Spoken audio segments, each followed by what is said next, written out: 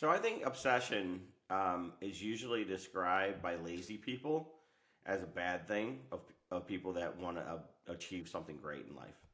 And I think it's the next layer of passion. I think purpose creates a passion for something, and then a passion creates an obsession.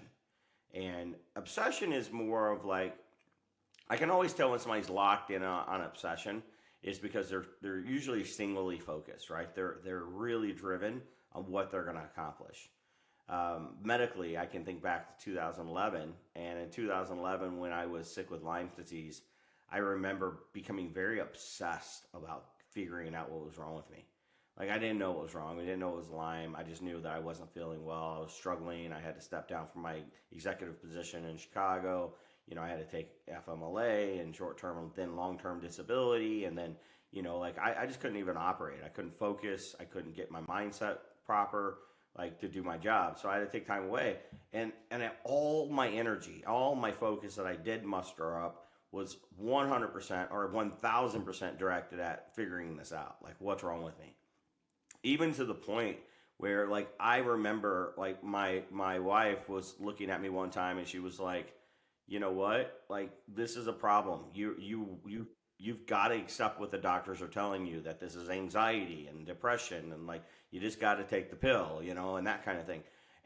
Like and on honesty, I didn't feel 100% supported in that moment. Like I was like, no, there's something wrong with me that's more than just anxiety and depression. And because I was so obsessed about it, I literally was making phone calls, hiding on the side of the house, Dylan. Like went outside, hiding outside, making phone calls to different doctors and stuff, trying to figure it out. And that's obsessed, right? That's like when you're literally pushing your hardest to get to a result, and nobody around you is in support of it at that point. And I think people around you almost criticize you when you're passionate about something. People look at you and go, "Man, I'm inspired by them. Look how passionate they are about that." But when you become obsessed about winning, you become obsessed about getting to a result. Like I think a lot of people look at you in a down way, and it's like, "Hey, this isn't healthy." A lot of times, obsession is associated with unhealthiness.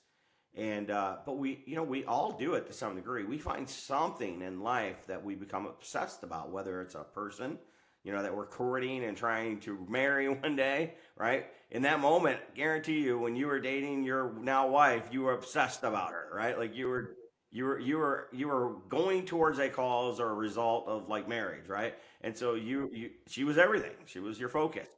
And again, it goes back to that singular focus mindset where it's like you're not looking at anybody else at that point.